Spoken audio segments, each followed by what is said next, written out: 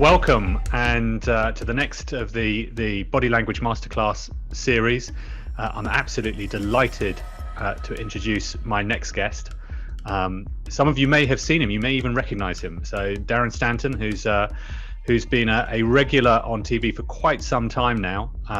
He's a body language expert, known as the human lie detector, for what it's worth, but is recognized as one of the world's #1 body language and deception and detection expert.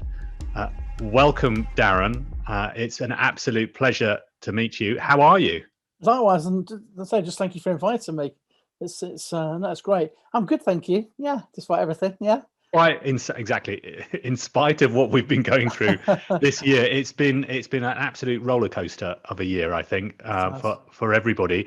I mean, how's it been for you? I mean, tell us a bit about your business and how you do and how you've coped with the changes as well. Yeah, I mean, it's certainly been one for developing the mental resilience, I think.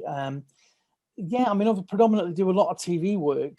However, my bread and butter really is keynote speaking and also consultancy work. So I do a lot in and around recruitment. So I'm either sitting in for various large companies on assessment centres and the recruitment process as an observer, and then reporting back, or I'm either teaching people, the basics of how to do this for themselves. So really, it's been challenging because in the space of a couple of days of the announcement of lockdown back in March, that literally cleared my diary for the year in the space of 2 days, as I'm sure it affected most people that are in our industry.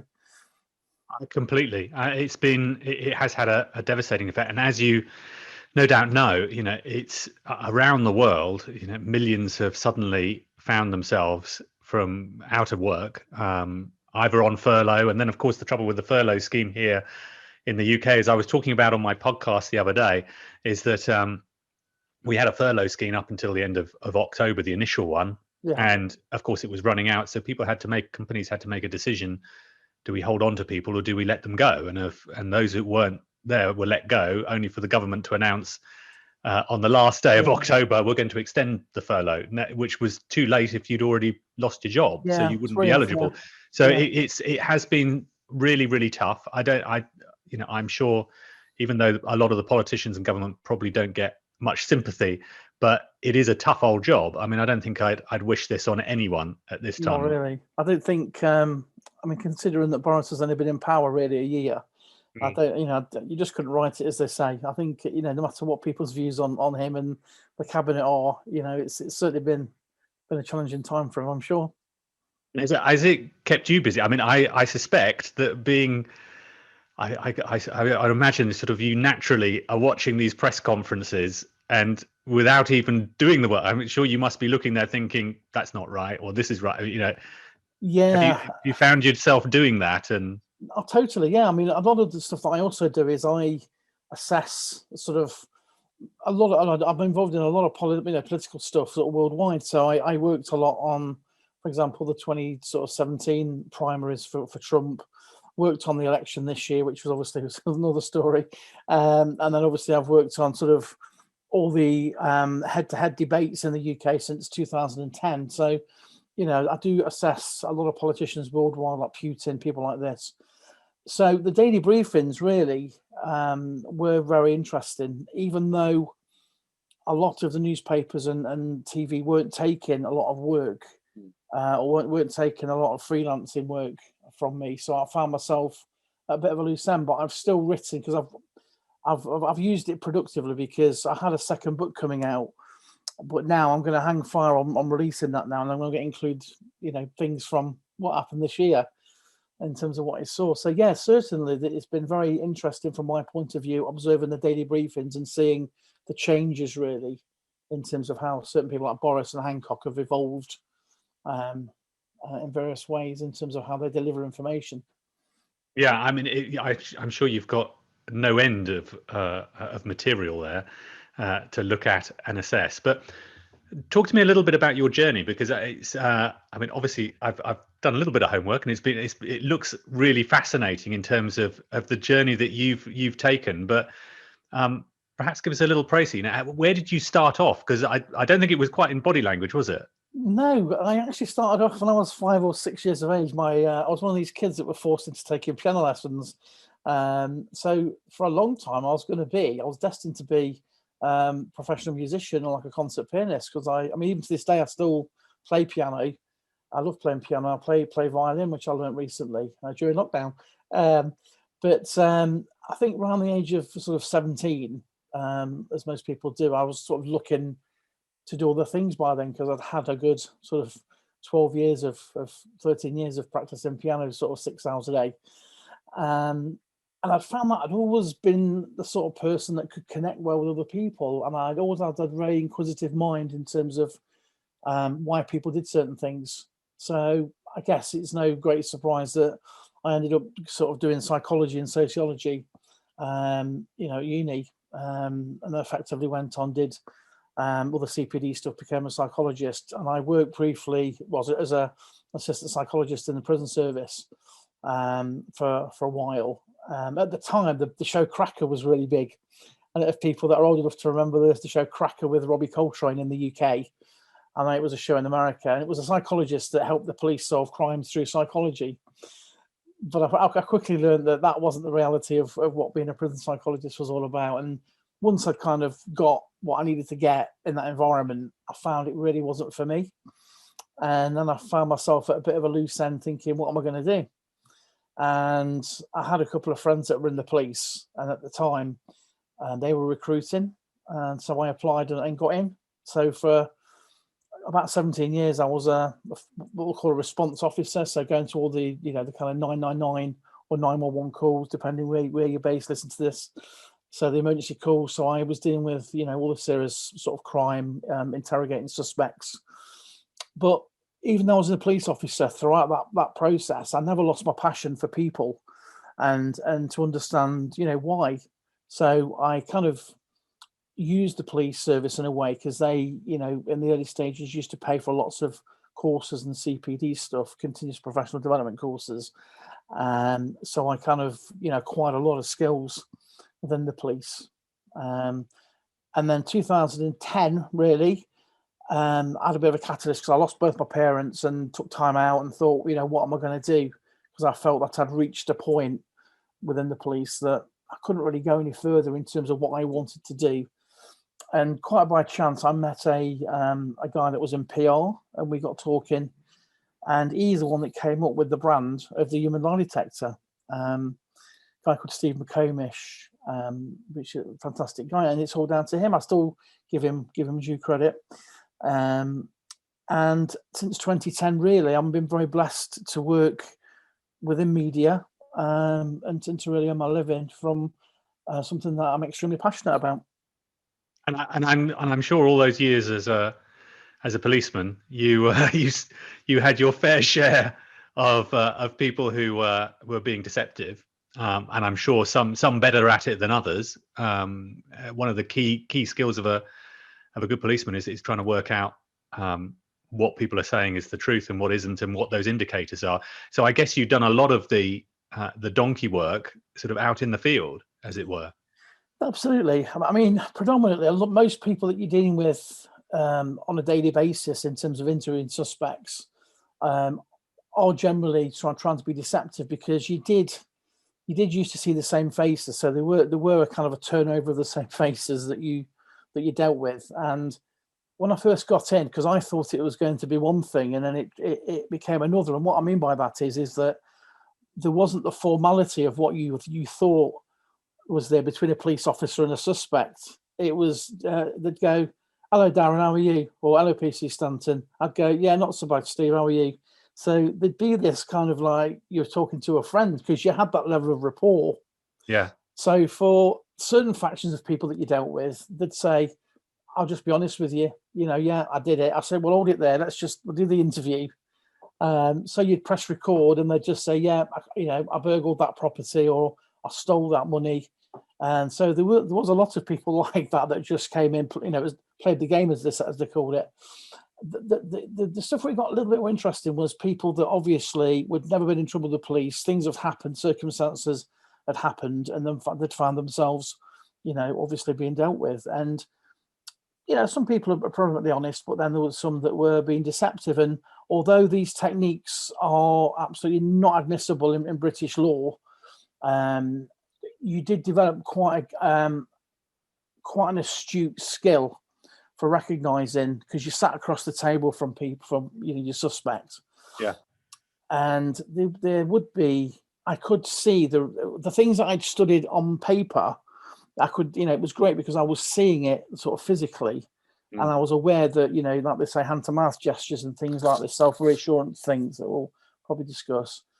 So I was seeing the kind of practical aspects of what I've been studying. And so I think that was invaluable, really. And again, although I couldn't then go to an inspector and say, look, this person's, their blink rate increased during this questioning, I need a warrant. You'd be laughed out at the police station because, again, it's not admissible. Yeah. But what it did do, it would enable you to go in a certain line of inquiry. So, for example, if you asked a question and you could see that that's kind of created a bit of a red flag, you'd probe a little bit further on that. So you'd realise that was a significant line of inquiry. Yeah. So whereas some officers perhaps weren't aware of that red flag, would leave that alone, that topic alone, whereas I would pursue it. So that's why I probably did detect probably more crime, because I'd go in a direction of line of inquiry that other officers probably wouldn't. But again, it's certainly not admissible in law, but it was invaluable in terms of helping me, really. Yeah, and do you know what, that it strikes me the similarities between that and a job interview, which obviously we ultimately we talk about here, and how we're trying to help people find work. But in the same way that it's not admissible in a court of law, and therefore you'd be laughed out of the police station if you try to go down that route. It's in the same way that during an interview process, if, for example, if the interviewer started going back to the CEO and said, all it is just based, all of my instincts are based on this, they probably similarly would do. I think that nowadays, if somebody is well trained in it, I think it's quite heavily weighted, so it gives you a very strong indication.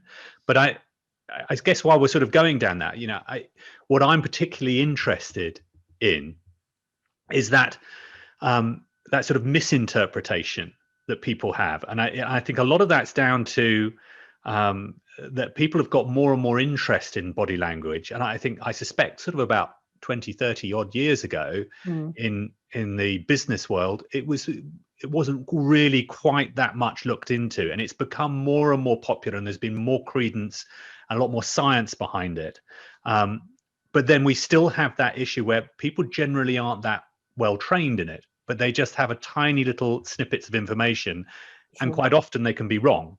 How have you come across that as well? And what are those sort of common misconceptions? I mean, you mentioned ones about touching your nose and things like that, but often people completely misconstrue it. I mean, it's a fantastic question, and yeah, I mean, I've come across it lots, and people often say to me, even a lot of my friends are still police officers, and they'll say, yeah, you might be on the telly, but I still get a lot of arrests. And I'm like, yeah, but this idea that we've got this innate ability, yes, we've got a gut instinct, but I think what research has showed us is that the ability to spot deception, or to spot certain things with some degree of accuracy, is actually no more accurate than a coin toss. So we may as well just toss a coin, and it's generally 50-50 without some sort of training. And I think you're right, certainly with the explosion of the internet and everything else, that people maybe do a bit of a weekend course or an online course, and then suddenly they call themselves. I mean, I've come across people, I'm a master, master at such and such, and I'm like, well, how can you be a master? I mean, I've been doing this for 25 years, and I'm not a master of anything. So I think there is a tendency for people to think they've got more skills and abilities. And we know that the way the unconscious mind works is it will always seek out evidence to support a belief. So sometimes I think people maybe predict a piece of behavior and kind of make it fit almost in a way to kind of validate their skill set. I've come across that quite a lot. Does that help? Yeah, absolutely. I think it's absolutely true. It's and where I see it is where I've quite often had interviews that have conducted, and obviously I've conducted a few thousand and had a lot there. And it's interesting that I think one of the real challenges that takes place is the fact that interviewers will make an immediate judgment on somebody. So that old adage of, you never get a second chance to make a first impression is so true. Yeah, absolutely. Right from the get-go, you can either fluff it completely or suddenly you are the best thing ever. But then the issue is that what happens is that the interviewer will then start looking for reasons to confirm what their initial judgment was. And I've often had it where I've debriefed interviewers and they've said, yeah, I didn't like them. They weren't right. They weren't right at all. And you know that as soon as they've said that, it's because of what their initial judgment. And then they start giving me a series of sort of what they've said, where they were shifting, the way they were looking up like this when they were asked, oh, they were obviously lying. I don't believe them about their figures at all. And I know that's based on exactly what we're talking about, which is this sort of misconception of what body language is. Yeah, I think. Sorry about that. Just make sure my phone's on silent. Absolutely, yeah, I totally agree with you. I mean, I've sat in on a lot of sort of assessment centres as a silent observer, and sat in on sort of on panels again, just as a silent observer, where people have been interviewing, and I've been aware that maybe one or two of the panel have had a certain, kind of idea about a certain candidate, maybe favoured one over another. And again, in psychology, what people tend to do is, they'll delete, distort, and generalize, which kind of comes from NLP. They'll delete, distort, and generalize to kind of make the evidence fit, as we've said. So I think the fact that someone looks, has got, say, for example, like as I'm talking to you now, if I've been looking up and left, and I'm right-handed, NLP would say that I'm visually remembering. But then if I suddenly go like that and then like that, have I lied? No. Is there any basis scientifically, the fact that I switch patterns and then look back? No. But NLP or psychology would argue that I've switched my eye accessing cue to a visual construction. So I think that's where people let things run away with them. And again, with the things that I do, I'm not really looking for, well, there is no method to predict lies or detect lies. What I'm really looking for is emotional responses and emotional changes to stimuli. So, this is very much based in science. A lot of what I do is from a guy called Paul Ekman, who a lot of people are aware of. And there was a TV show some years ago called Lie to Me that used to be on. And, a lot of the... that show. It was a great show. I used to look at Tim Roth. Yeah. A lot of the kind of principles in that were based in science. And certainly the idea of the micro expressions, which I'm sure we'll chat about. So when I'm giving my feedback to people once a candidate has left, it'll be quite comprehensive. And even though I may pick up on a change of emotion in a certain part of the interview, I still don't then frame it as deception. I will say, look, there was a significant emotional shift around the time that you were asking this candidate about this job. Now, it might just be like, were they being bullied in that job? Had they had a bereavement? Had they been going through a divorce? Was something else going on in their life at that time, which would have produced the same false positive? So again, that's why I think polygraph is not that accurate, although I've had some very heated debates with polygraph examiners that say it's 95% accurate. No, I disagree with that. So I think, this is very, very, it's a fantastic tool for people that are involved in recruitment and interviewing. But I think as long as they're kind of aware of its limitations in a way, and I think it's very, very important interviewers don't start extrapolating out beyond what it is really.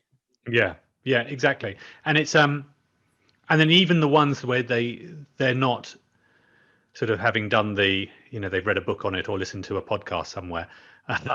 What I think we sort of naturally do it. There's that instinctive side to it where we all know when we go out, and when we were allowed to go out, we go out and and you go to a restaurant or whatever else, you instinctively either like someone, dislike someone. You can see when somebody's sad, you can see when somebody's happy. You can instinctively read that. So clearly, as human beings, we have that within us to naturally know immediately something.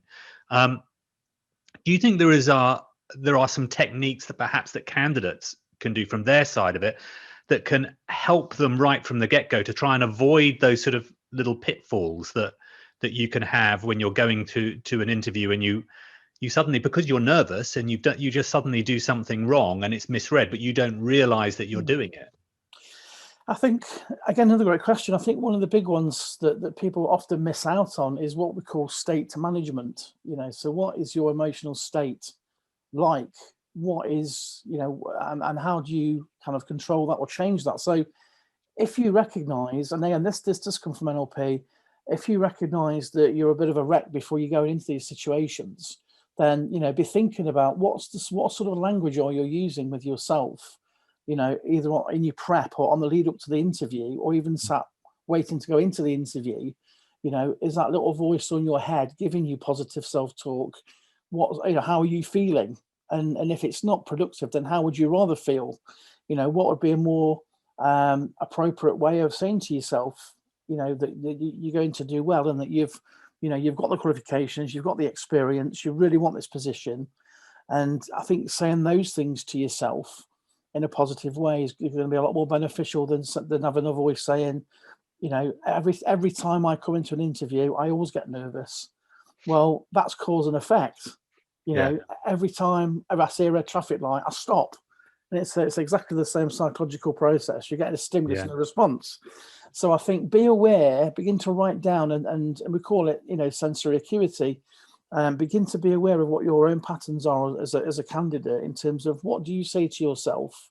Because I think if we were to think about, we want a strategy to make ourselves feel terrible, well, having a voice in your head saying every time I go into an interview, I mess it up. I think that's a great strategy for failure. So think about what would be a more appropriate strategy for success. So I think feeling calm and not too relaxed, but I think you've got to give the impression that you're engaged. Not slouching back in the seat like I've seen some people do, sort of sat there like they're having a drink with a friend. So I think, the state management is an important one. And then, again, we're all aware of this matching and mirroring the posture of various people, and again, recently, well, before COVID, there was a panel of 3 people, and one of the people interviewing, their eye contact was really poor, whereas the other 2 was engaging. And what came back was this candidate, they were successful, but it was interesting because the one that didn't make eye contact said they were brilliant, and the ones that did make contact said, well, I didn't like them because they couldn't look me in the eye. So so obviously this candidate was in an impossible situation, really, because there was looking at the person that wasn't making eye contact and probably using that as their baseline. So I think being able to match and mirror the posture, treat every person that's interviewing you, if there's more than one, as an individual. And again, the things about the crossed arms, that's a big one for people. They weren't interested, they're disinterested, they were using blocking mechanisms, crossed ankles and crossed arms. Well, that may be true, but I think statistically it's more often that's a comfortable posture for people. I've been to a lot of seminars over the years, and if my belief system was such that people folding their arms are disinterested at my talk, if I'm stood there in front of, like I recently did, I got a talk in Prague in front of 5,000 people last year, November, and a lot of them were sat like that. Now, if my belief was such that was negative, I'm sunk from a state management point of view. And the feedback, was that they did enjoy it, which was good. So I think 2 key things are being aware of your own states as you go into an interview, and then matching and mirroring. And then at some point in the interview, maybe change something subtly about yourself as a candidate. So maybe, change your weight distribution to just sit in the chair, or maybe some posture that you've got. And what you'll notice is that that one of these candidates, one of the panel or two of the panel may follow you, and that means that they're in deep rapport with you. Yeah, I think it's interesting because I think the panel interview process is always a bit more challenging for that very reason. And even if, and I know it's part of that of body languages of where do you look, what do you do, and how you have that. And I know that can really confuse even some of the most confident candidates. It can put them off their stride. It can be challenging. I've got, one organization I've done quite a bit of work with, the Big Four consultancies, and they're renowned for the volume of interviews they did. In fact, the record that I had was 12 interviews for a particular candidate. Wow.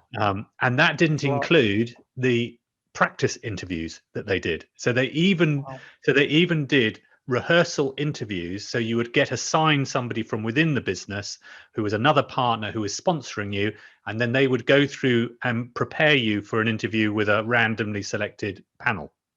So that was a tough round of interviews for them.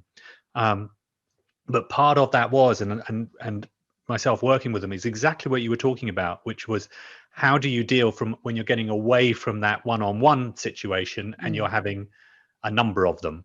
And what made it even more complex is quite often they would have somebody who would take the lead, and then you would have somebody who occasionally pipe in, and then you'd have someone who would literally say nothing. Yeah. Right, the whole thing. And you're thinking, well, and it's really off-putting, because you're thinking, well, what is this person doing here? Well, and they're taking notes, and is he going to ask a question at some point? So it does put you under a lot of pressure. It does. It's a lot of balls to manage, really, because you're there, you're trying to come up with information, record information, so you're maintaining lots of different things in your head. And I just think the best for me, I think, so I lecture sort of part-time at my local uni as well for graduate students on things like this. And, a lot of the time I say, look, just be you, be your natural self. As long as you're in a positive state of mind and you're being open and honest about what you've done and what your experiences are, you've got to treat everyone like an individual, because everyone's got their own quirks. So, I've encountered lots of people, not just in recruitment, that, that's just their way. They won't look you in the eye. They won't sort of shake hands. I mean, the handshake is one that we can look at. And there's so much kudos is taken from a handshake, for example, from people. And that there's so many mistruths about that as well. And again, eye contact, we say 3 to 5 seconds of eye contact. So, if I'm looking at you now, sort of 1, 2, 3, by the time I get to 5, it feels kind of not right to sort of look away a little bit.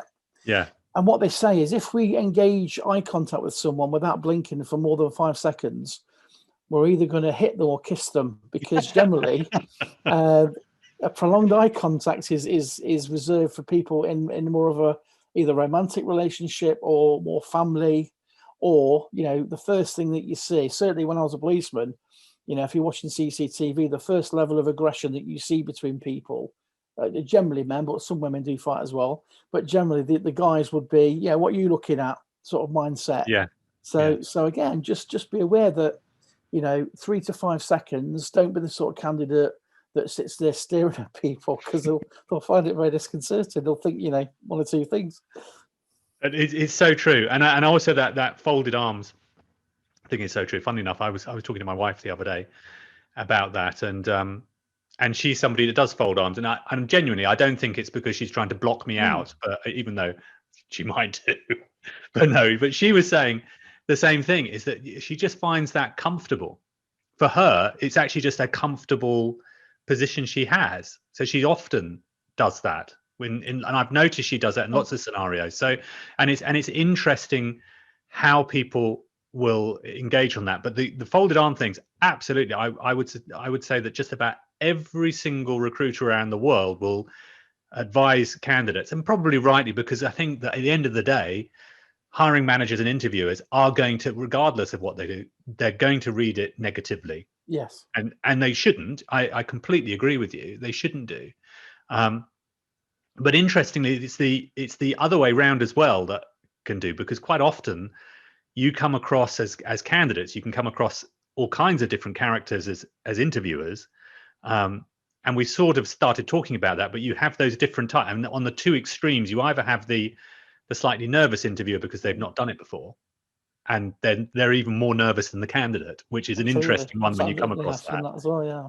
And of course the other one, which we always worry about, the really sort of alpha male dominant type of character.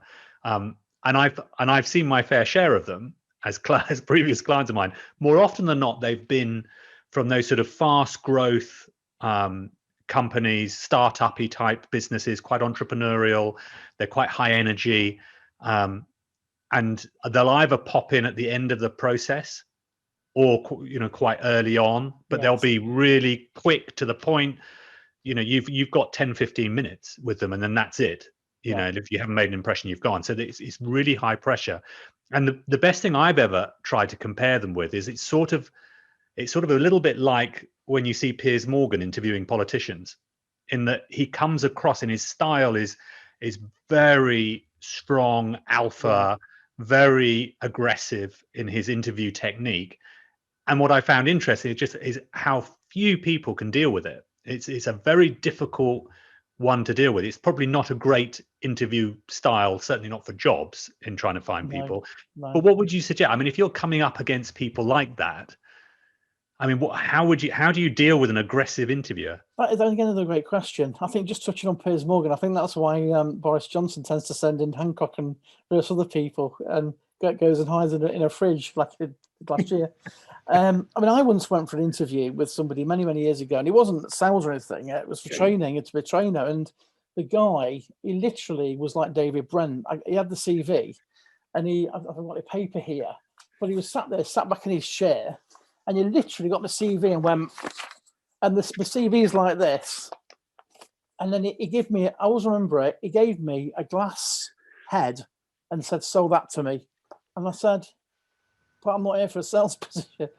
I didn't get the job, but I thought, so you are going to get these people that are quite anachronistic, that kind of, they are the alpha male. I think personally is not to be intimidated by these people, and I think a lot of the time it is about ego. I don't know if people have read the chimp paradox, and I think it's that kind of idea that it's important not to let your own sort of chimp come out of its cage. Is just be you. You're unique. You're there. You've done the preparation. You've got the experience, and just do not allow your ego to be drawn in, because that's a lot of the time with some of the people. A lot of interviewers use job interviews, I think, just to. It's not so much about the fact that they're looking to recruit the right person. I think they use it as a means to sort of show off in a way. So I think it's almost like show. I call it showboating, So I don't think you'll come across them too often, but you will come across them undoubtedly. So just be careful not to get drawn in. Just again, match your mirror posture.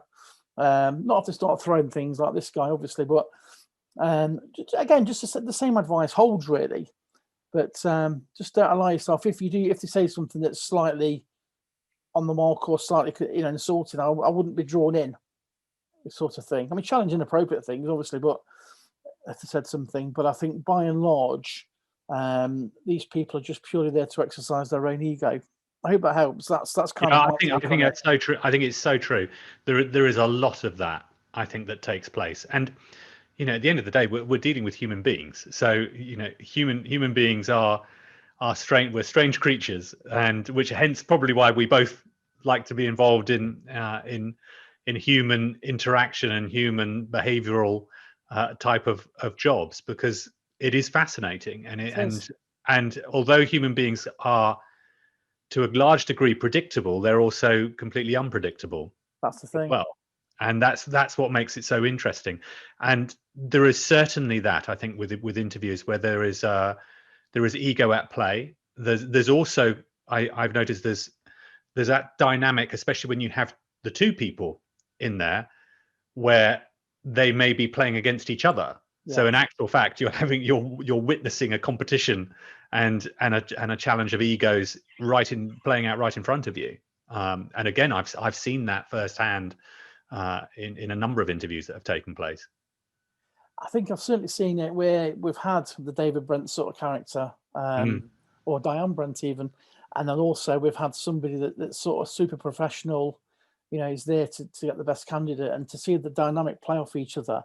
It's almost like you're caught in the middle of a bit of a power struggle. So it can be disconcerting, certainly if you're already nervous. But again, as I said, best advice is just stick to your guns, just be yourself, and then get drawn in.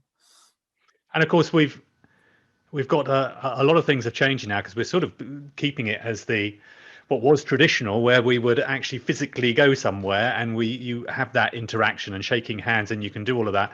Whereas as it stands right now, just about every interview now is like we're doing now, which is on video conferencing. And therefore we now only see a fraction of the person. So we're only seeing the top half, the top quarter, depending on how you put your screens. How does that come into play? Because we sort of touched on it earlier about the sort of micro expressions, but it makes it more obvious now, and I think it sort of makes it more tricky, I think, in some respects for on both sides, because people aren't really aware quite what they should be doing and how they should be behaving, and and I think they either suddenly freeze. So I think they either get to a point where I'm not going to move at all and I just sit like this, or they become too expressive and it becomes quite distracting. So again, how do you feel that people should sort of play that? Again, I think just make the effort to be as engaging as possible. I mean, again, and it's some great questions that you're throwing at me. And in terms of like the bottom half, for example, so let's put this in the context of a job interview, and I'm coming over in a certain way from the top half of my body, but hypothetically, my foot might be going like this from anxiety. So you're not going to see that. And a classic example of this was, I assess a lot of sports people for sort of Sky News and various other sort of Sky TV outlets. And one that I did last year was with Mayweather and McGregor, who were fighting each other. And Floyd Mayweather was sat on a bench drinking a drink, and McGregor was right in his face, really right in his personal space. And the top half of him, he was completely stoic, like he wasn't at all interested. He was doing this gesture called a power thrust, which is just like arrogance, like not interested, not fazed by you. But then I zoomed in on his foot, which was on this like a bar stool, and his foot it's on my website, this foot was going like, tapping like L. And that was internally, that was a leakage red flag saying, I'm really concerned he's going to hit me, or he's going to do something to make me look stupid. So we had the top half of him, which could have gives us one set of messages, but then deeper than that, like an iceberg, we had contradictory evidence.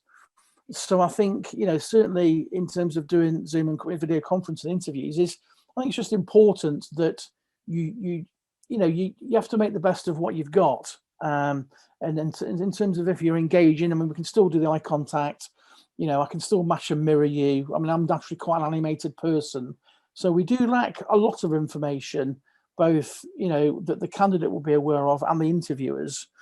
But I think you can still gain a real sense of the person, but we do undoubtedly lose a lot of information in terms of what the person's doing with the feet, for example. We call them anchor points.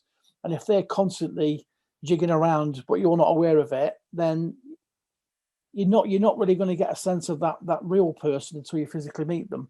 So there is a degree of risk, and I think in this business that we're involved in, it is about the minimization of risk of a bad hire, because it's, as we know, it's very, very easy to appoint somebody and not so easy to kind of get rid of it if they're not the candidate that we thought they were.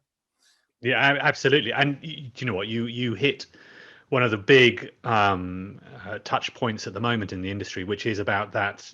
How are you hiring? Are you hiring to minimize risk? Are you actually hiring for potential? And which is a whole different talk entirely, because there's a lot of talk about, well, they had a red flag, they had this red flag, they had this red flag, and they're sort of focusing too much on that side. It's almost as if, well, what do you minimize risk from? And there's some colleagues in the industry who I sort of work with over in the US who have actually come out of the special forces over there and have developed hiring strategies and are doing really well on that side. And one of the examples that they use is talking about the minimization of risk and what your assessment is and how you what your strategic priorities are when you're out in the battlefield. Right. Now, of course, if you want to minimize your risk entirely, well, the minimization of risk is, well, I don't want to get killed when I go into battle. Sure. But of course, if you do take that to its extreme, well, you're not going to be particularly effective as a soldier, because if your minimization is, I'm just not going to get killed, I'm not going to get shot at, then you're going to not put yourself into it, because you have to put yourself into a position where you might potentially get shot. But you're obviously trying to minimize that. So there is an element of how far do you go on the red flags with it. And I think there is an awful lot that interviewers in particular concentrate too much on the red flags, because they've either been burnt in the past, they've had a bad hire, and the bad hires always stick with you for years and years and years. And so they try and minimize that, and that can be tricky for candidates to try and overcome, as how do I go through that balancing act of making them feel that I'm not creating red flags for you, but at the same time I'm showing you what my potential and what the opportunity is and the value that I can bring to you. And the red flags in particular, whether it is face to face or whether it's on video, is about, and why we're sort of investigating this, is how you can do that with the way that your demeanor is and what you're doing, and throughout that process, that sort of eliminates as much as possible the red flags, because that is what a lot of interviewers are looking at. Again, it's a fantastic topic, and I think for a long time, certainly when I was a lot younger, there was this sort of tendency for people that they'd left the job on the 28th of the month, started on the 1st, and every job was like that. And you think, well, life's not like that. Life's not linear. It just, you do start a job and you hate it, and you just don't get on. So I think as time's gone on, whereas, I mean, the old question about what's your strength, what's your weakness, I think whereas in years gone by, the idea that you started a job and were there for 3 months and you hated it and you left, people used to be afraid of disclosing that, or they'd sort of just like leave it off the CV. But in this day and age now, where information is checkable in seconds, people would lie about qualifications and everything's verifiable straight away. We have access to that sort of information. So I think I've known a lot of people that on paper would look like they're a nightmare, but in terms of the practicality of their skill sets, like I've got a friend that it's just his nature. Like he will go in, he will be like a project manager.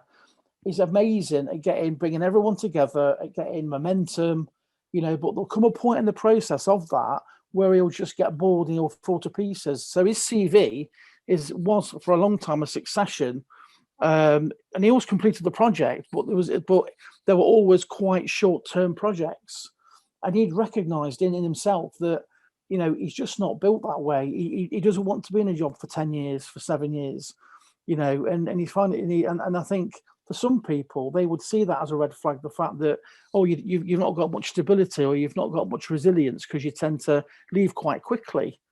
You know what I mean? So I think if you're being open and honest and say, look, the truth of it was I went there, it really wasn't what I thought, it wasn't what I signed up for, or I had this disagreement. I think a lot of interviewers now, they respect the honesty of the fact that that life isn't like that, and sometimes people do take jobs in good faith that really weren't right for them. So I think there's a lot of that now coming in for me as well. But in terms of like the bad hires, I think it's where you've had people that have either been dismissed for various things, maybe sort of gross misconduct sort of offences, or I mentioned to you the other day when we spoke that I work for a sort of a well-known bank sometimes, and they'd got down to 2 or 3 candidates, and they were going to appoint one of these 2 people in the end, and one of the people was amazing, American guy, and he was talking about this project that he did in New York, and it raised all millions of dollars, and he was instrumental in this, that, and the other. And then there was lots of things that he produced, lots of red flags, and sort of emotional things were happening on his face. And it concerned me because there was generally about 6 or 7 things that I'm looking for. So I'm looking for blood moving from the lips. So the expression you've seen a ghost. So when we have a dramatic emotional shift, lips will tend to drain from the lips, the ears, and the nose, or it'll be pumped to certain parts of the body. That's a big one. I'm looking for blink rate. I'm looking for pupil dilation, looking for changes in eye accessing positions. I'm looking for a dramatic withdrawal of, if someone's quite animated, if someone has quite a dramatic shift in emotion, they'll forget to be themselves. So they're so focused on selling the lie and getting past that point that unconsciously they call it cognitive overload. So whereas they've been juggling the balls quite easily because they feel quite comfortable talking about their CV up to that point, once they reach this point where they've got to be, or where they're being challenged, or when it's not just free flowing and they have got to focus a lot more, then this is where the leakage comes in. And the long and short of that story was that he'd not only not done that project, he'd not worked at that bank at all. So he just kind of either, done his research and found out, because he was name dropping various people that some of the people knew, and yeah, they'd never heard of him. So I just said, when you do your enhanced vetting on this candidate, because it was for quite a high paying position, I really want you to do some extra vetting on this part of the CV. And they came back and said, wow, we were going to give the guy the job. If you hadn't have really, because I really was concerned, because he was that visible. There was something going on. I said, if I'm wrong, and I apologize. But they said we were probably going to give that guy the job. And yet, I think it transpired he got sacked from various places for various things. Wow. So I mean, it's application. incredible. Yeah, absolutely. And you're right. These, there's a couple of different areas there that you look at. Is that one? The world is, people are a lot more transient nowadays, whereas sort of 30, 40 years ago, the sort of the times of our parents, people stayed in the job forever, basically. You went there, and it was, and it's gradually over time got to a point where your average tenure at a job has started to come down.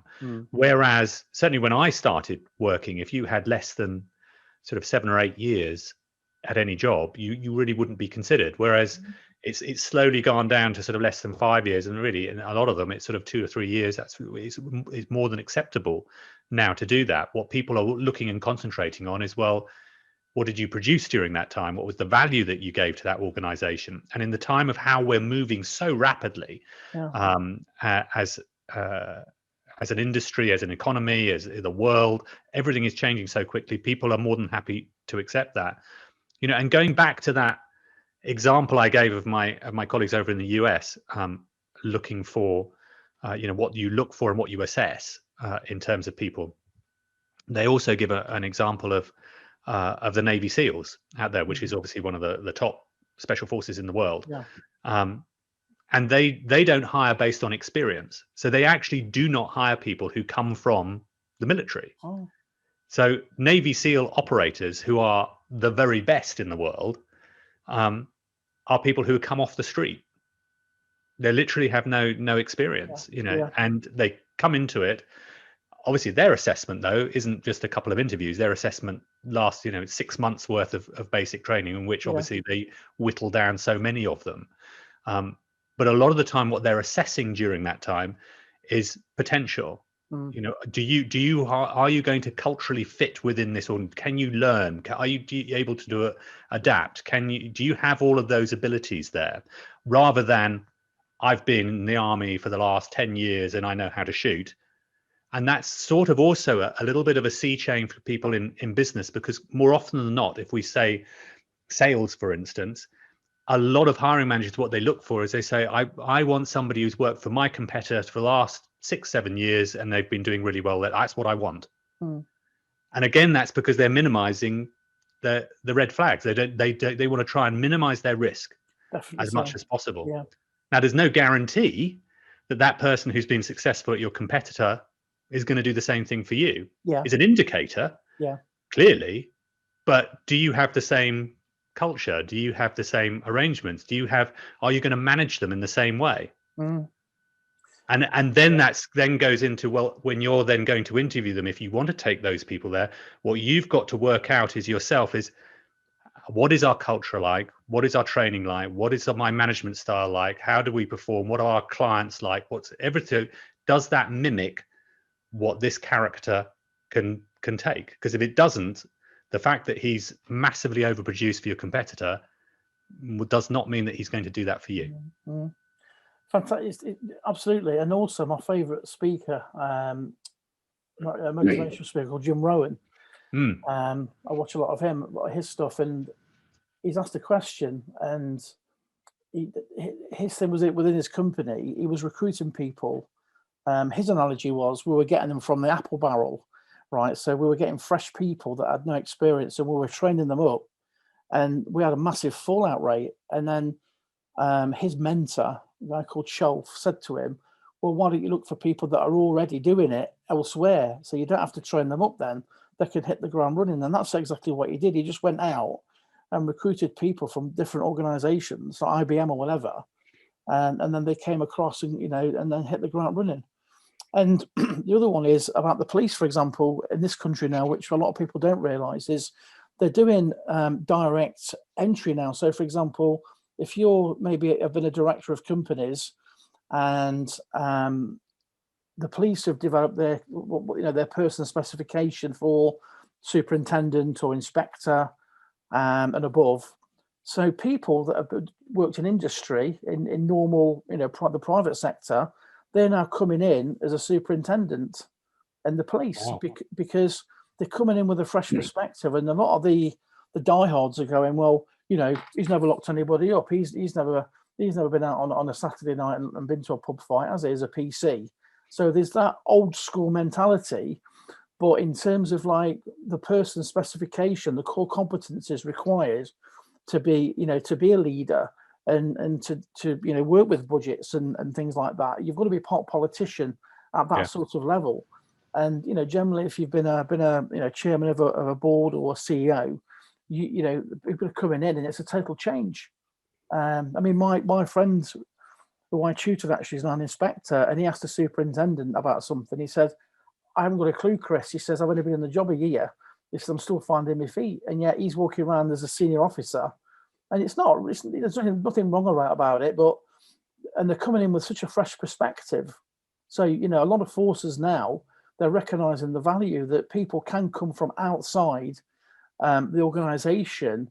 They don't have to come from this indoctrinated, like the army or the forces or the police, because the police is quite a indoctrinated organization, and they're finding that they're getting massive successes. So I think people are seeing that value now. Yeah, I mean, absolutely. I think that's. I didn't realize they were going to that level. I'd heard that they were taking in there, and I'm sure there probably is a fair amount of resentment from the ones who haven't had to go out, as you say, go and clear out the pub brawls and everything else that the rank and file have had to deal with. I've got friends that have been inspectors for 10, 12 years and have maybe failed the promotion board.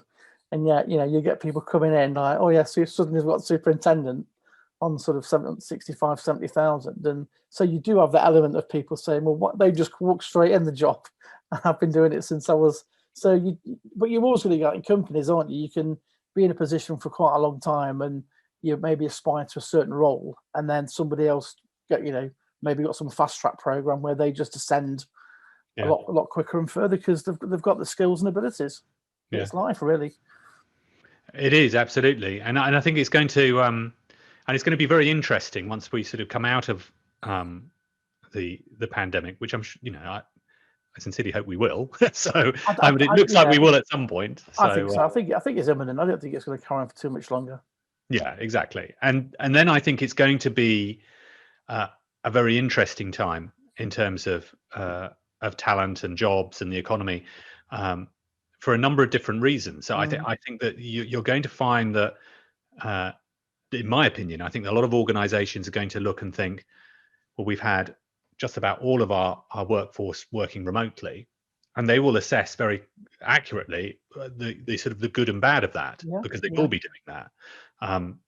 I'm sure there's probably going to be some organizations, perhaps some high street banks and things like that, will probably look and think, I'm still delivering everything I had to do. My profits are still high. Why do I need all these office buildings here yeah, absolutely. to do that? Shall I I just get rid of Yeah, a them? lot come from it.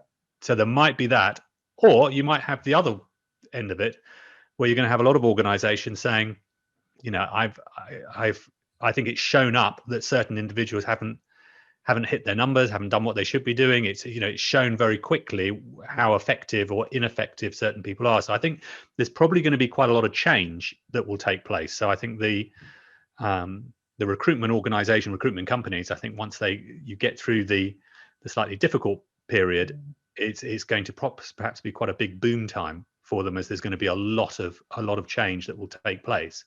Yeah, And then that obviously prompts, well, everyone's going to have to up their skill sets of what they do.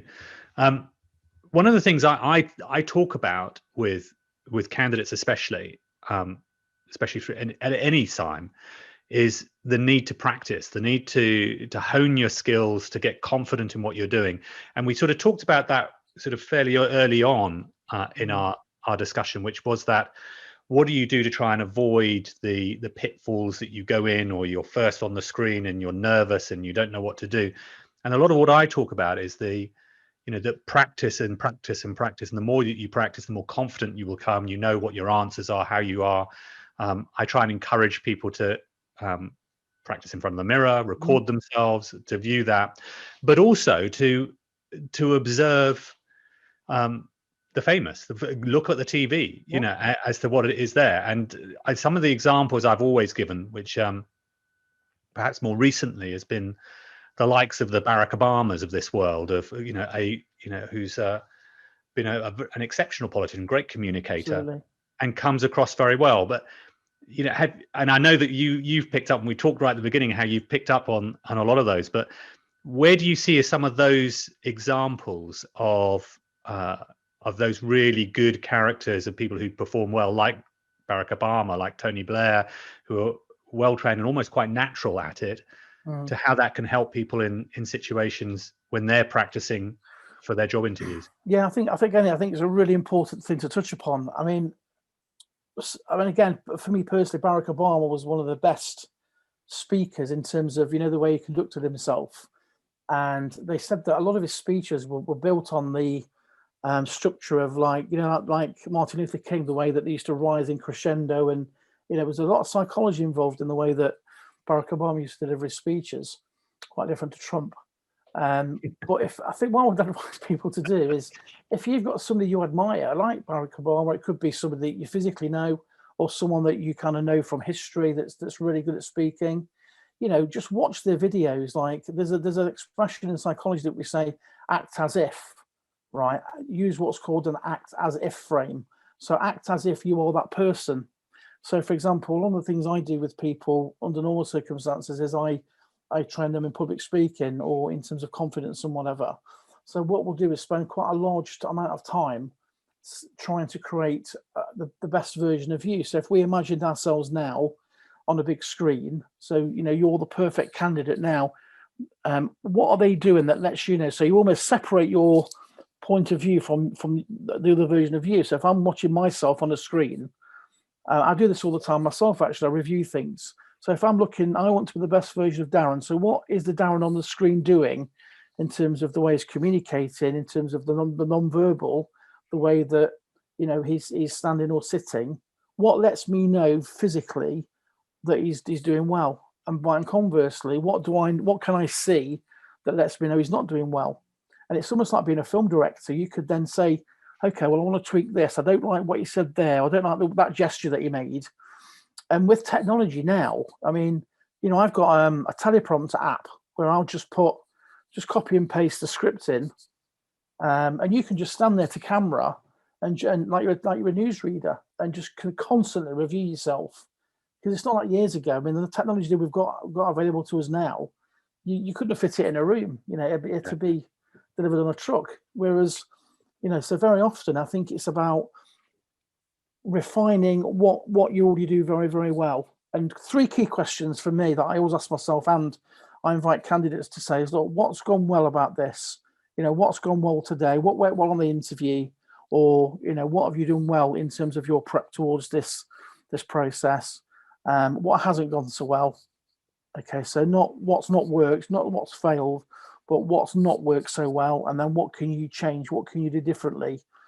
And so therefore, what you do is you get this best version of you, and even if you want to close your eyes, if people are quite visual people, they can close their eyes and imagine themselves in a cinema screen, and then almost like a director would do to an actor, you refine that version of yourself up there. And it sounds a crazy thing to do, but once you're happy, you then in your mind walk into the screen, and psychologically it merges the best version of you with you. And it's crazy, but it does work. And it's called visual motor rehearsal, which is what a lot of athletes do. Well, yeah, exactly. I was just about to say, I've heard exactly that, the great athletes talking about that sort of rehearsing that bit of visualizing themselves, the sprinters going down the path, going, so literally the whole race before the race just starts, and they're visualizing that whole process, the sort of the perfect scenario. Yeah, definitely. When Beckham was at the height of his career, and when Swan Goran Eriksson was managing England, there's he brought a lot of his own people, and one of them was a guy called Willie Rayleigh, and he's wrote several books on this, and he was a sports coach, a sports trainer. But one of his key things that he used to do, which people thought he was mad, he would use visual motor rehearsal. And there's a documentary which must be on YouTube somewhere. And what they do was they wired Beckham up to an EEG machine, and they measured his brainwaves while he was training, while they were doing the training session. And then what they did was they didn't hypnotize him per se, but they put him into a relaxed state. So he's just sat on a bed, and they had him visualize what he'd just done. And what was crazy was that the brainwaves were identical. Wow. So the brain can't differentiate between things that are real or imagined. Yeah. So we can use the same techniques in terms of interview. So we could kind of go inside, get into a relaxed state, either, record some questions that someone else can play, or record it on your phone, and you could run through the interview in your mind, have it go perfectly. Now, again, you can't predict to 100% accuracy that everything's going to be as you imagined it. But statistically, and research has shown that a lot of interviews and other things have gone very, very well as a result of this process. So it's certainly worth trying. It's a fantastic tip, and it sort of reminds me of when I again many years ago when I was involved in politics, and I used to practice the way that I would interview, and by sort of doing a lot of the things that you mentioned about, but in particular was mimicking the really good politicians. I would mimic them, and what I would do, because this is so long ago, it was pre-YouTube, so I didn't have the advantage which we do now have. But I used to have to watch the news, watch Newsnight and things like that, and watch an interview. But then what I would do is I would put myself in that politician's position, and in my head I'd be answering the questions. Yeah. So I often didn't really listen to what their answers were, but I was basically sat there with them and sort of doing it. And then sometimes you'd reassess it and then think, well, that wasn't right. And then you listen to what they said and said, why are you doing it like that? This is what you should be doing. So there are there's so much out there for people to look at as you talked about with technology. We are very fortunate nowadays that we can effectively look at anything online. It's available in seconds, isn't it? And I think, you bring up Tony Blair. I mean, for me, take the politics out of it, just look at the man, as a speaker, as an orator, what a fantastic exemplar. I worked on the Iraq inquiry on the select committee, and this was his key gesture, which we call it a steeple gesture.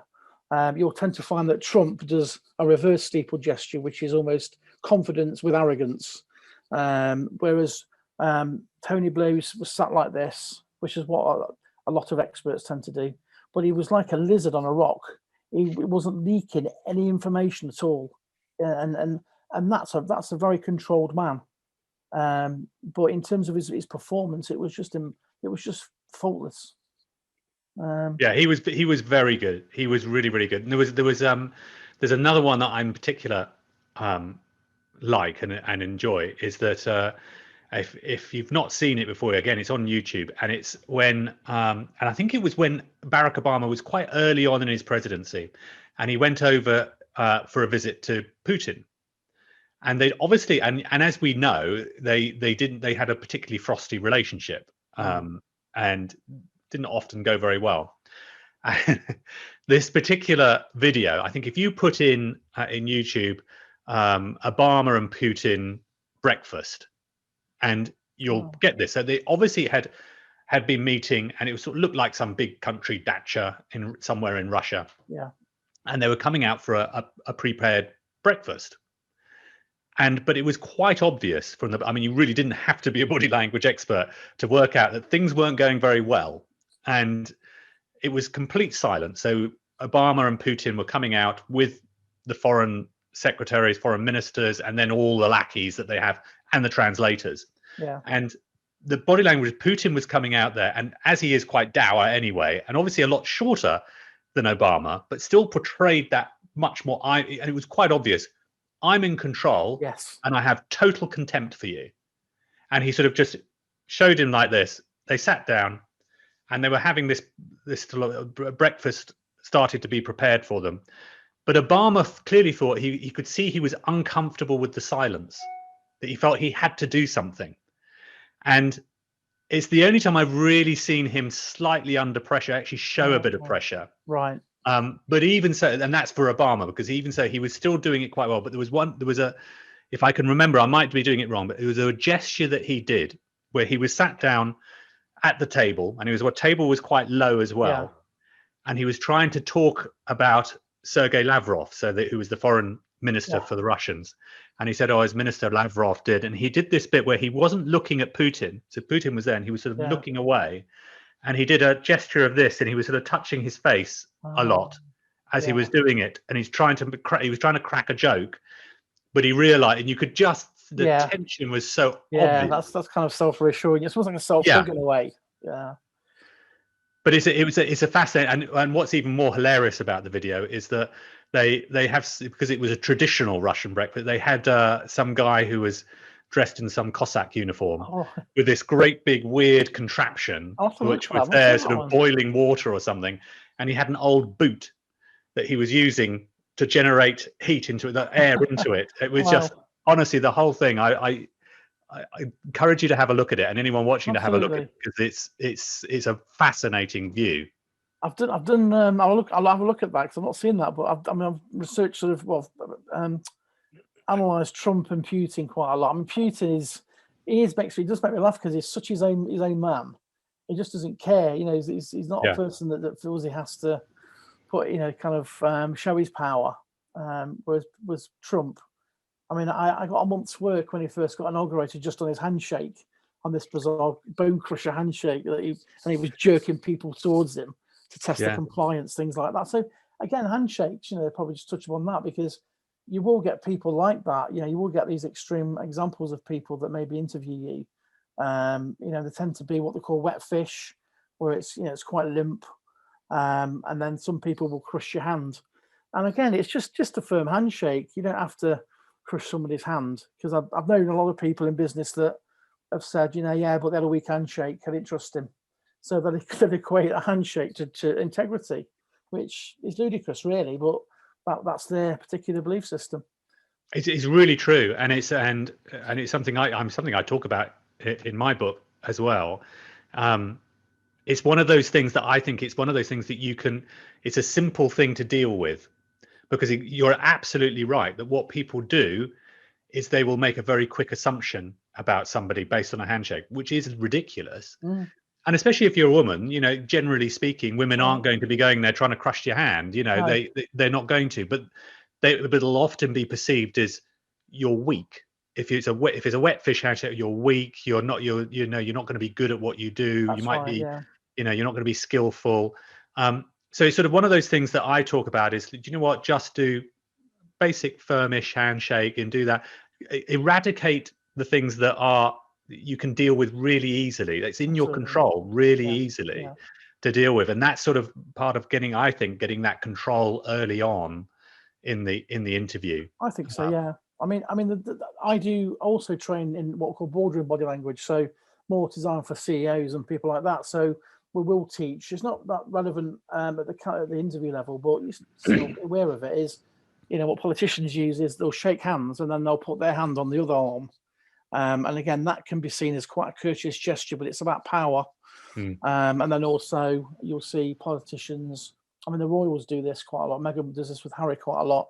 She'll put her hand on his back and guide him through, and that's what we call power pats, power gestures. So you tend to find people tend to use those to say, "I'm the more important person than you." Yeah. And one other one that strikes me now is when Justin Trudeau, the Canadian Prime Minister, first met Trump. Trump had obviously met quite a lot of politicians, and it had become quite common knowledge that he does this bone crusher handshake. So obviously Trudeau had been briefed on this. So they get out the limousine and walk up the White House steps, and immediately Trump grabs his hand. But then because Trudeau's expecting it, they end up being this arm wrestle almost. So they're pulling each other's hand, and then Trump puts his hand on them, and then Trudeau does the same. So they end up in this bear hug. And it's all about power, like you're not going to make me look weak. And Trump's been good value again, regardless of the politics. He's been good value to watch with that. And there's a couple again I remember with that. Was one with the Angela Merkel, and when she was over, and he refused to shake hands. Where so blatant. Everybody was saying shake hand. Can we do the handshake? And even she turned and said, "I think they want a handshake." And because they obviously had some disagreement about something, he was like, just ignored it. He didn't even register it. As far as he was concerned, we're not going to do that. We're not going to go into that bit. Yeah, it was so blatant. And then the Japanese Prime Minister, the one where he pulled his hand towards him, and then basically was patting his hand. I always show this clip when I do talks, because he's almost saying "good boy," such a condescending gesture. And then when he lets go of his hand, if you watch it on YouTube, the Japanese guy goes like that, shakes his hand because his hand's crushed. And there was another one as well. There was we're not going to list them all because we'd be here for days. But there was another one with Macron. And I remember the bit where, and again, I know that Macron, even though he's a shorter guy, is very much into power plays. And plays it quite well, and whether it was deliberate or not, I mean, it must be deliberate. But whether he pre-planned it or it was just automatic, there was this bit where they were going for a photo call in the White House, and they'd been having a meeting, and I don't know if you remember this, where he flicks something from his shoulder. Yeah. He even says, "Oh look, dandruff." Yeah. But and Macron dealt with it really well. So he just sort of laughed it off. I mean, what else can you really do? Yeah. But again, I mean, incredible, blatant power play from Trump. Yeah. There's a lot of this on. How much do you think that was? How much do you think that was instinct of his, and how much do you think was trained? I mean, I'm always fascinated with Trump as to. Yeah. Is he his own creation, or is he actually been trained in, do you know what, I'm going to do this? I think with Trump, I think he's pretty much, I mean, I did a lot of work on him, and one of the things that the media were interested in, when he first sort of started the primaries in 2017 was, does he actually believe this stuff he's coming out with? And well, yeah, there was complete congruity. All of his statements were consistent with his body language. And I think in terms of your question, I think pretty much he just, does it his way. I think they have advisors, but I think if he's not happy with that or wants to go his own way, I think he'll do that. Whereas other politicians will tend to kind of listen to their advice. But I think they all predominantly get trained in terms of media, how to deal with the media. I mean, at the moment, my favourite one to kind of not like very much is Matt Hancock in the UK, Health Secretary, because it's hilarious, because he's got to the point now where you just can't even begin to keep the pretense up. Like, we had this footage recently, didn't we, where he was being interviewed by Piers Morgan, and then puts his head down as if like he's crying, feigns crying, and he just starts to laugh, because this is an example of just someone that just can't keep it up anymore. He's just letting his true emotion come out, discussing this really heavy subject. But yeah, Matt Hancock, he's not very good at delivery, I'm afraid. Yeah, and it's interesting. There's a lot of them aren't very good at it, and it's strange, because they must be trained a lot. A lot of these politicians must be. I think other countries tend to invest in it. I mean, again, with sort of law enforcement, the British police aren't trained in any of these things, whereas you go to America, Canada, France. I've even been to the Middle East and trained up, police and these techniques. And before COVID, I was actually due to go and help work with Border Force, because people know now that they've got rid of landing cards when you come into land. So they've recruited a lot more Border Force at the airport. So they created a role called a behavioural detection officer. So they're going to be trained in all these techniques.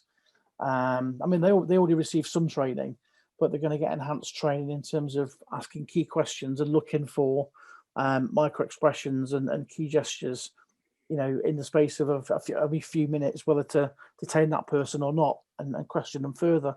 So it's whether people are aware of it or like it or not, deception detection is all around us. Completely, absolutely.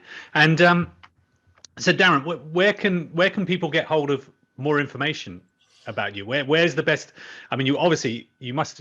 I know you do an awful lot of work in the media. Yeah. But I'm sure there are organisations that also want to contact you directly and get more information. So on my website, you can either get me at darrenstanton.co.uk, or my brand, which is tvhumanliedetector.co.uk. So tvhumanliedetector.co.uk, or Twitter, it's at Twitter. Obviously I'm on LinkedIn. And then I've now had to venture into things like Instagram, because that's quite good for getting leads. So that's just TV Human Lie Detector #1. Fantastic. And I'll put all the links in the as part of the program, so everybody can get that as well and get some more information from you. But Darren, thank you so much. It's been an absolute pleasure. I found it fascinating. And that's quite honestly, I could sit there for weeks listening to you and understanding more. I mean, it is such a big subject. It really, really is. But thank you. I've got my second book coming out, which should have been out this year, but obviously because of circumstances has been delayed. And it's called To Be Honest With You, because statistically, most people say, to be honest with you, right before they lie to you. So that's what the name of my second book is going to be. Wow. Well, to be honest with you, it has been a pleasure. You've been truthful.